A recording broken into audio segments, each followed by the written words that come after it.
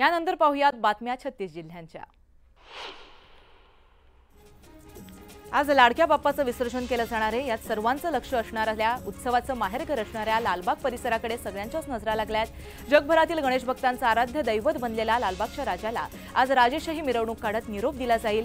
लालबागच्या राजाची ही राजेशाही मिरवणूक तब्बल 24 तास असणार आहे। मुंबईचा राजा म्हणून ओळख असलेल्या गणेश गल्लीच्या गणपतीचं आज विसर्जन केलं जाणार आहे। सकाळी आरती झाल्यानंतर विसर्जन मिरवणुकीला सुरुवात होईल। दरवर्षीप्रमाणे याही वर्षी गणेश गल्लीच्या बाप्पाची मिरवणूक ही लालबागच्या राजाच्या आधी सुरू होईल। पुण्यामध्ये श्रीमंत दगडूशेठ गणपतीची विसर्जन मिरवणूक यंदा रथातून निघणार आहे। श्रीमंत दगडूशेठ गणपतीची विसर्जन मिरवणूक दुपारी 4 वाजता निघेल। लाडक्या बाप्पाला निरोप देण्यासाठी यावेळेस पुणेकरांनी सुद्धा गर्दी केलेली पाहायला मिळते। मुंबई पोलिसांनी विसर्जन मिरवणुकांसाठी नियमावली आणि सूचना दिल्यात। धोकादायक पुलावरून 100 पेक्षा अधिक व्यक्ती विसर्जन मिरवणुकीवेळी जाणार नाहीत अशा सूचना देण्यात आल्यात। उत्सव काळामध्ये वाहतूक कोंडी टाळण्यासाठी वाहतूक विभागानं अनंत चतुर्दशी आणि ईद ए मिलाद या निमित्तानं शहरामध्ये 2 दिवस अवजड वाहनांना प्रवेश बंदी केली आहे। त्यासह रस्त्यावरती वाहनं उभी करण्यास देखील मनाई करण्यात आली आहे। गणरायाला शांततेत निरोप देता यावा यासाठी नवी मुंबईसह पनवेल पालिका आणि पोलीस प्रशासन सज्ज झालंय। नवी मुंबईतील 22 नैसर्गिक तलाव आणि 137 कृत्रिम तलावांवर विसर्जनाची सुविधा उपलब्ध केली आहे।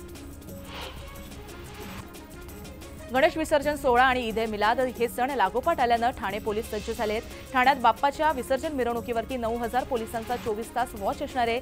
तसंच महिलांची छेडछाड होऊ नये म्हणून मिरवणुकीमध्ये साध्या वेशातील पोलीस देखील तैनात असणार आहेत।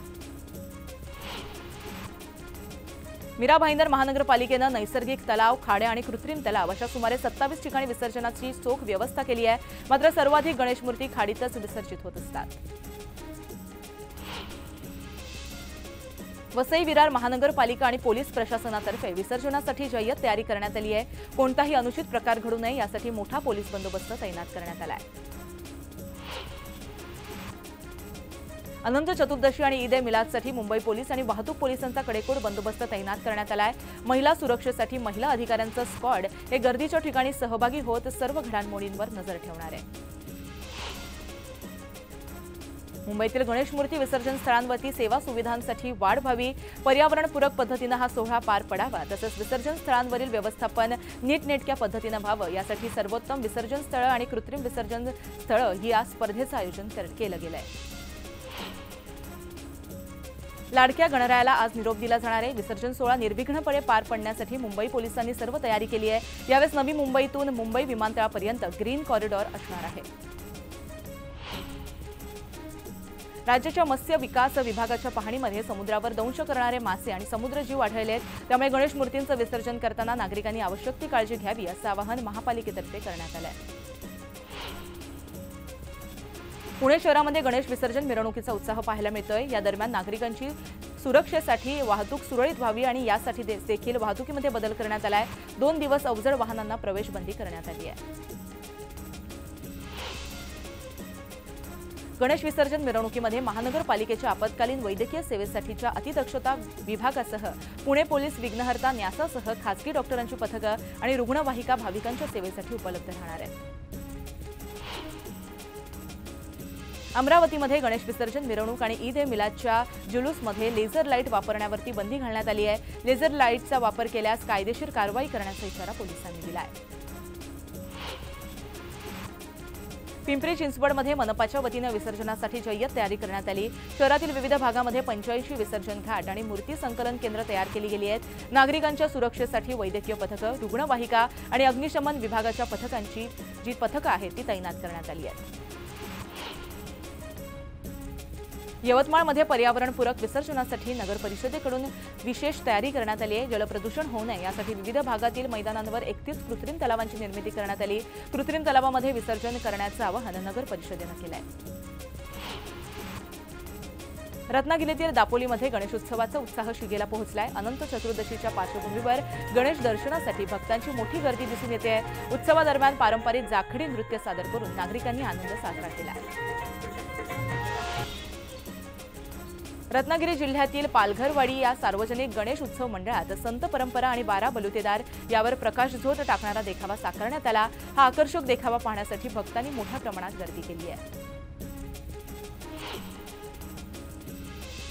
व्हॉल्व्ह बदलायच्या कामामुळे 19 सप्टेंबर रात्री 8 वाजल्यापासून 20 सप्टेंबर दुपारी 2 वाजेपर्यंत मुंबईतील काही भागामध्ये पाणीपुरवठा बंद राहणार आहे। त्यामुळे मुंबईकरांनी पाणी जपून वापरण्याचं आवाहन मुंबई मनपानं केलं आहे। गणेश उत्सवाच्या काळामध्ये झालेल्या पावसामुळे फळं आणि भाज्यांच्या दरामध्ये वाढ झाली आहे। मात्र अनंत चतुर्दशीनंतर भाज्यांचे आणि फळांचे दर जे आहेत ते कमी होतील अशी शक्यता वर्तवली जाते। कोथिंबीरीचा दर तब्बल 300 रुपये प्रति किलोवर पोहोचलाय। विशेष म्हणजे नाशिक, पुणे येथून कोथिंबीर ही मागवावी लागते। सप्टेंबरच्या सुरुवातीला प्रचंड पाऊस झाला आणि त्यामुळे पिकांचं मोठ्या प्रमाणात नुकसान झालं। 7 दिवसांच्या विसर्जनानंतर फुलांचे वाढलेले भाव हे घसरल्याचं पाहायला मिळतंय। दरांचे दुप्पट शतक पार केलेल्या झेंडू फुलांनी आता 50 ते 70 रुपयांवरती त्याचे दर आले आहेत। फुलांची वाढलेली आवक आणि घटलेली मागणी यामुळे फुलांचे दर हे कमी झाले आहेत। गणेश उत्सवामुळे मुंबई, ठाणे, नवी मुंबई परिसरामध्ये फुलांना मोठ्या प्रमाणात मागणी वाढली आहे। फुलांचे दर सुद्धा चांगलेच वाढल्याचं पाहायला मिळतंय। फुल उत्पादकांमध्ये यामुळे समाधानाचं वातावरण पसरलेलं आहे। अतिवृष्टी, ढगाळ हवामानाचा फटका यंदा इतर पिकांबरोबरच कर्जत तालुक्यातील उडीद पिकाला सुद्धा बसलाय। यामुळे उडीदाचा रंग हा बदललाय। उत्पादनातही त्यामुळे घट झाली आहे। एकरी 5 ते 6 क्विंटलचं उत्पादन मिळत असल्यानं शेतकरी मात्र हवालदिल झालाय। टोमॅटोच्या दरामध्ये काहीशी वाढ झाली आहे। राज्यातील बाजार समित्यांमध्ये टोमॅटोला कमीत कमी 1150 रुपयांपासून ते 3850 रुपयांपर्यंत सरासरी दर मिळालाय। त्यामुळे व्यापारी आणि शेतकऱ्यांना दिलासा मिळालाय।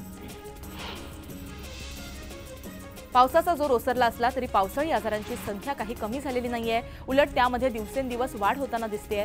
मुंबई महानगरपालिकेच्या आरोग्य विभागाच्या माहितीनुसार शहरामध्ये मलेरिया आणि डेंग्यूच्या रुग्णांची संख्या ही लक्षणीय जाणवली आहे। इतर काही बातम्या आपण पाहणार आहोत, पण आता वेळ झाली एका छोट्याशा विश्रांतीची। तुम्ही कुठेही जाऊ नका, पाहत रहा न्यूज 18 लोकमत।